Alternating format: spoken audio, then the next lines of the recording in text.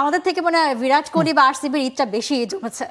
ধরুন একটা মানুষ 17 বছর ধরে এই আইপিএল শিরোপার দেখা পাননি, এরপর ব্যাক টু ব্যাক 2 বছর পেলেন এবং সামনে থেকে নেতৃত্ব দিয়েছেন। নেতৃত্ব বলতে আসলে ক্যাপ্টেন্সি না, ফাইনালের ম্যাচ সেটাও কিন্তু তিনি। আপনি যদি ভারতের শেষ টি20 বিশ্বকাপ জয়ের কথা যদি বলি, আমেরিকা সেখানেও ফাইনালে ম্যান অফ দ্য ম্যাচ হয়েছিলেন, এরপর তো রিটায়ার করলেন এবং যেভাবে আসলে আরসিবি খেলেছে টুর্নামেন্ট শুরুর আগে থেকেই ফেভারিটের তকমাটা তাদের গায়ে ছিল। আইপিএলে প্রতিটা দলের মধ্যে পার্থক্য আসলে 19-20। মাঠের পারফরমেন্সে আপনার কখনো আপস হবে, কখনো লোজ থাকবে, আপনার উত্থান পতন থাকবে, তবে এই ব্যাঙ্গালোর শুরু থেকে শেষ পর্যন্ত ডমিনেট করেছে এবং ফাইনালটা আহমেদাবাদে গিয়ে গুজরাটের মাঠে গিয়ে গুজরাটকে ধসিয়ে দিয়ে জিতেছে। দে আর ডিজার্ভিং চ্যাম্পিয়ন, কোনো সন্দেহ নেই। এবং ব্যাক টু ব্যাক 2টা ট্রফি জেতা আসলে আইপিএলে খুবই কঠিন কাজ। চেন্নাই এই কাজটা করেছিল, মুম্বাই এই কাজটা করেছিল এবং তৃতীয় দল হিসেবে ব্যাঙ্গালোর আসলে ওই একই পথে হাঁটলো।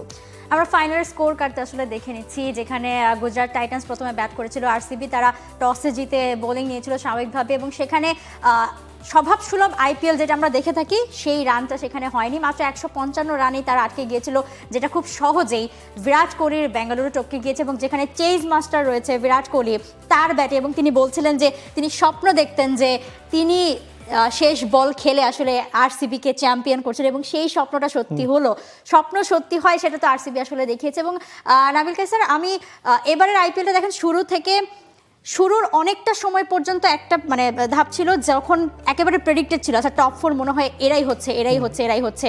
এবার আমরা দেখেছি কলকাতা, চেন্নাই, মুম্বাই এই দলগুলোকে একেবারেই পিছিয়ে পড়তে, মাঝখানে এসে আবার কলকাতা, চেন্নাই অনেক দল কিন্তু মানে রেসে আবার চলে এসেছিল।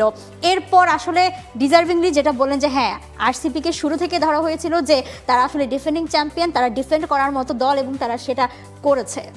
ধরুন পাঞ্জাব প্রথম 7টা ম্যাচের মধ্যে 6টা ম্যাচ জিতেছে, একটা ম্যাচ বৃষ্টিতে ভেসে গিয়েছিল। প্রথম মানে অর্ধেক আইপিএল শেষে পাঞ্জাব অনেকখানি ব্যবধানে শীর্ষে ছিল, পরে গিয়ে তারা 6টা ম্যাচ টানা হেরেছে। শেষ ম্যাচটা জিতেও রান রেটের কারণে বা পয়েন্টের কারণে তারা আসলে বাদ পড়ে গেছে। আরসিবির কথা যদি আপনি বলেন, শুরু থেকে শেষ পর্যন্ত তারা টপ 2 এর লড়াই ছিল, টপ 4-এ না। আপনি জানেন যে আইপিএলে চ্যাম্পিয়ন হতে হলে আপনাকে সেরা 2-এর মধ্যে আসলে থাকতে হবে, কারণ সেরা 2-এর মধ্যে থাকলেই আপনি সরাসরি ফাইনাল খেলার সম্ভাবনা পান। বা গুজরাটের ক্ষেত্রে যেটা হচ্ছে, গুজরাট দ্বিতীয় হওয়াতেই কিন্তু তারা দ্বিতীয় সুযোগ পেয়েছে। তো 1-2-এ না থাকলে আসলে আইপিএলে চ্যাম্পিয়ন হওয়াটা কঠিন। আরসিবি শুরু থেকে 1-2-এর লড়াই ছিল এবং 1-2-এর থেকেই তারা গ্রুপ পর্বটা শেষ করেছে। এবং আপনাকে ফাইনালে আহমেদাবাদে গিয়ে গুজরাটকে হারাতে হলে ব্রেভ ক্রিয়েট খেলতে হতো। আরসিবি সেই কাজটা করেছে। আহমেদাবাদে 1,30,000 দর্শক সমর্থনে আপনি হয়তো চিন্তা করবেন যে গুজরাটের সমর্থকই বেশি ছিল, কিন্তু তা কিন্তু আমরা দেখিনি।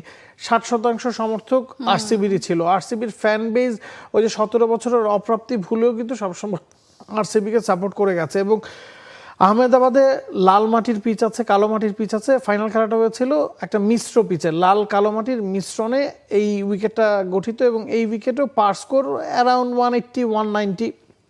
এখন ব্যাঙ্গালোর যে বোলাররা ছিল, হ্যাজেলউড বলুন বা ভুবনেশ্বর কুমার বলুন, রাশিকদার সালাম বলুন, তারা শুরু থেকেই হার্ড লেংথে বল করেছেন।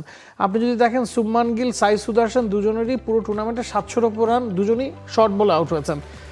জস বাটলার তৃতীয় ব্যাটসম্যান যাদের উপর এই দলটা খুব বেশি নির্ভরশীল। জস বাটলার অনেকক্ষণ ক্রিজে ছিলেন।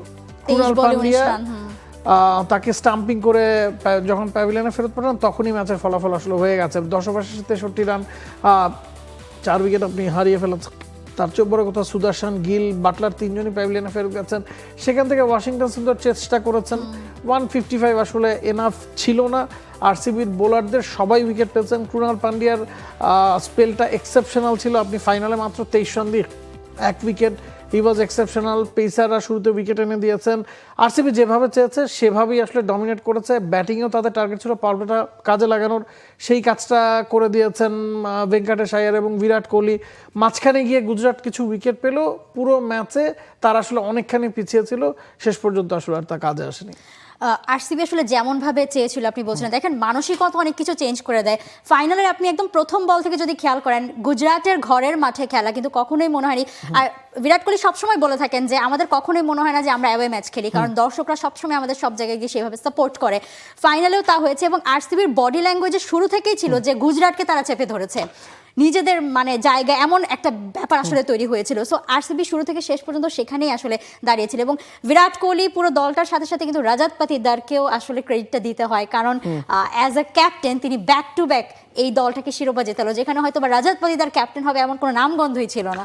লাভলিত সিসোদিয়া ইনজুরিতে পড়ার পরে 3 বছর আগে তাকে রিপ্লেসমেন্ট ক্রিকেটার হিসেবে আনা হয়। তিনি ওই সিজনে এলিমিনেটরে বা প্লে অফে একটা সেঞ্চুরি করেন। এরপরে তাকে ক্যাপ্টেন বানানো হয়, তিনি ব্যাক টু ব্যাক 2টা শিরোপা জিতেছেন। এবং ব্যাপারটা হয় কি, অনেক ক্ষেত্রে দেখা যায় যে একজন ক্যাপ্টেন্সি করেন, তবে কোহলি রোহিত শর্মারা যেই দলে থাকেন সেই দলটাকে তারাই পরিচালনা করেন। এক্ষেত্রে কিন্তু তা না, এটা রাজাত পাতিদারের দল।